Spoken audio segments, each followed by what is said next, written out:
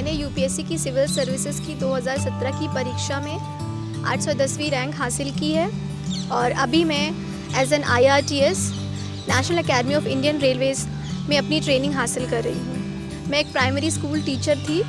मैंने अपने घर पर ही रहकर यूपीएससी की तैयारी की है क्योंकि मैं स्कूल में पढ़ाती थी, इसलिए मुझे छुट्टी मिलना या दिल्ली जाकर या किसी बड़े सिटी में जाकर तैयारी करना पॉसिबल नहीं था। मेरे लिए तो ये छोटी सी नौकरी भी छोड़ना पॉसिबल नहीं था क्योंकि मुझे अपने पापा को फाइनेंशियली सपोर्ट करना था।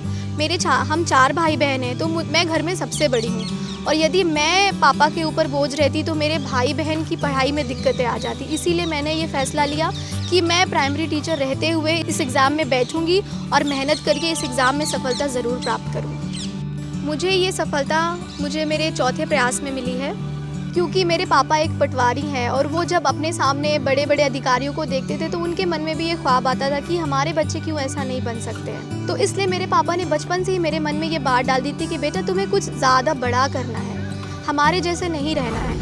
किसी सिलेक्टेड कैंडिडेट्स का इंटरव्यू देखकर खुद को मोटिवेट करना चाहती थी तो उसमें ज़्यादातर कोई IIT से पढ़ा है, कोई किसी ने एम्स से पढ़ाई की है, किसी ने सेंट स्टीफन से की है, किसी ने दिल्ली यूनिवर्सिटी से की है। तो मुझे लगता था कि मैं इलाहाबाद यूनिवर्सिटी की लड़की कैसे इन सबको बीट कर पाऊँगी। पर मैंने कभी अपने अंदर इन्फीरियॉरिटी कॉम्प्लेक्स नहीं आने दिया। मैंने कहा ज़िद है, करना है तो करना है और मैंने इसको किया। लड़कियों की काबिलियत पर कभी भी उंगली नहीं उठाना चाहिए क्योंकि अगर उन्हें मौका दिया जाए तो वो आसमान से तारे भी तोड़ सकती हैं।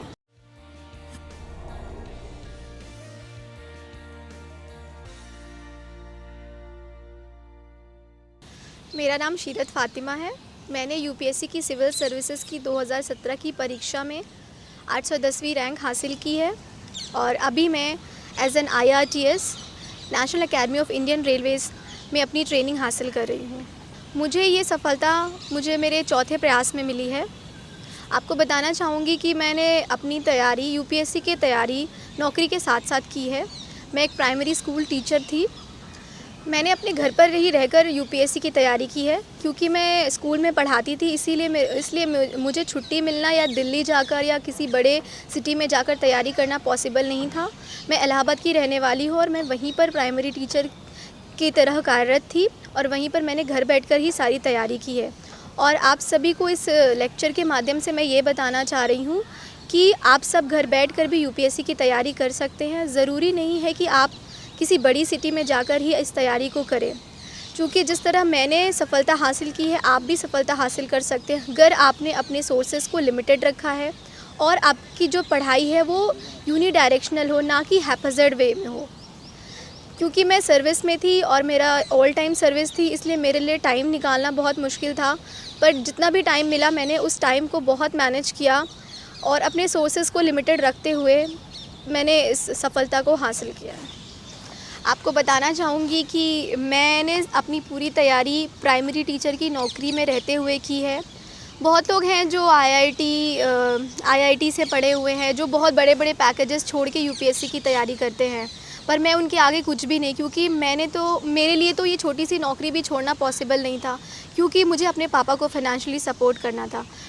हम 4 भाई बहन हैं तो मैं घर में सबसे बड़ी हूँ और यदि मैं पापा के ऊपर बोझ रहती तो मेरे भाई बहन की पढ़ाई में दिक्कतें आ जाती। इसीलिए मैंने ये फ़ैसला लिया कि मैं प्राइमरी टीचर रहते हुए इस एग्ज़ाम में बैठूंगी और मेहनत करके इस एग्ज़ाम में सफलता ज़रूर प्राप्त करूँगी। रही बात ये कि आप ये सोचते होंगे कि एक प्राइमरी टीचर के मन में सिविल सर्वेंट बनने की ख्वाहिश कैसे जगी, तो मैंने प्राइमरी टीचर बनने के बाद सिविल सर्वेंट बनने का ख्वाब नहीं देखा, बल्कि मैंने सिविल सर्वेंट बनने के लिए ही एक प्राइमरी टीचर की नौकरी की ताकि मैं हमेशा फाइनेंशियली साउंड रहूं और मेरे करियर के बीच में पैसा कभी रुकावट ना आ सके।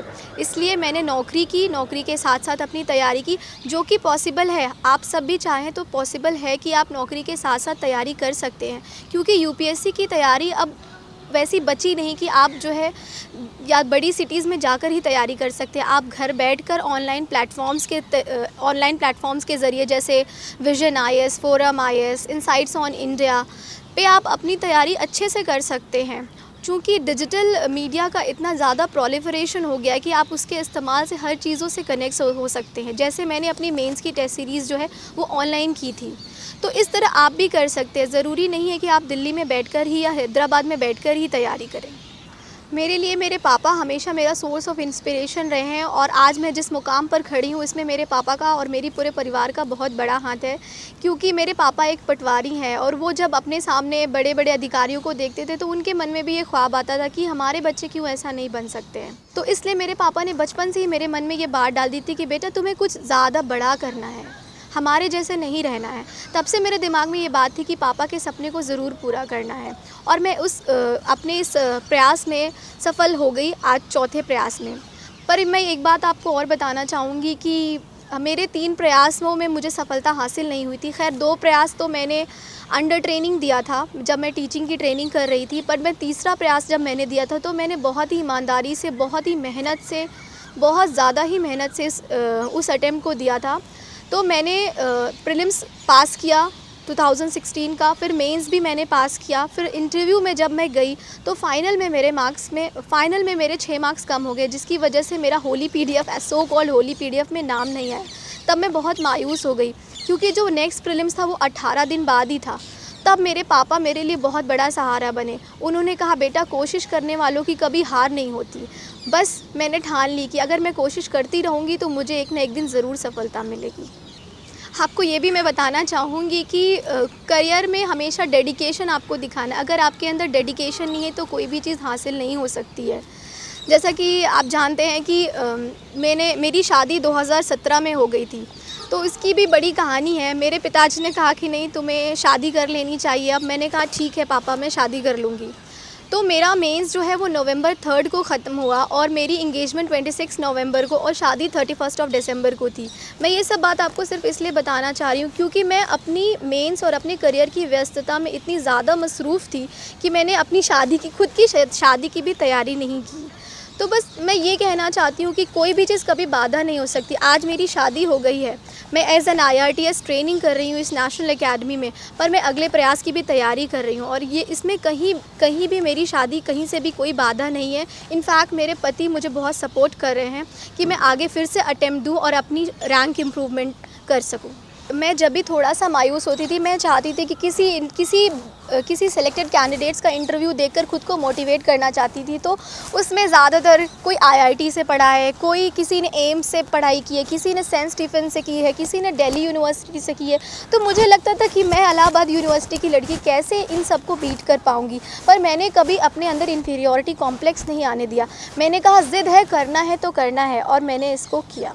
UPSC की तैयारी में जनरली ऐसा होता है कि जब सेकेंड या थर्ड अटेम्प्ट में लोगों को सफलता नहीं मिलती है तो वो अपने रास्ते बदल देते हैं, पर मुझे ऐसा लगता है कि रास्ते बदलने नहीं चाहिए। इनफैक्ट हमें अपनी कमियों को ही देखना चाहिए कि हमने कहाँ पर कमियाँ की हैं। जिस तरह मेरे तीसरे प्रयास में नहीं हुआ था तो मैंने अपनी कमियों को खोजने की कोशिश की कि मैंने कहाँ गलत किया है, और मैंने उस कमी को ही सुधार करके अपने चौथे प्रयास में सफलता प्राप्त की है।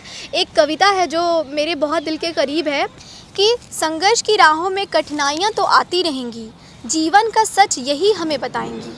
बढ़ते रहना कदम सब कुछ सहते हुए, बढ़ते रहना कदम सब कुछ सहते हुए, एक दिन ये ज़िंदगी खुशियों से सज जाएंगी। एक मैसेज इस वीडियो के ज़रिए मैं उन सबको देना चाहती हूँ, उन महिलाओं को देना चाहती हूँ, लड़कियों को देना चाहती हूँ, उन माँ बाप को देना चाहती हूँ जो फीमेल्स या गर्ल्स के पावर में या उनके एम्पावरमेंट में बिलीव नहीं करते। मैं भी एक बेटी हूँ, मुझे भी अपने परिवार की चिंता थी, पिता की चिंता थी, भाई बहन की चिंता थी। इसलिए मैंने खुद को फाइनेंशियली स्ट्रॉन्ग किया, फिर अपनी तैयारी की। लड़कियों की काबिलियत पर कभी भी उंगली नहीं उठाना चाहिए, क्योंकि अगर उन्हें मौका दिया जाए तो वो आसमान से तारे भी तोड़ सकती हैं। Thank you.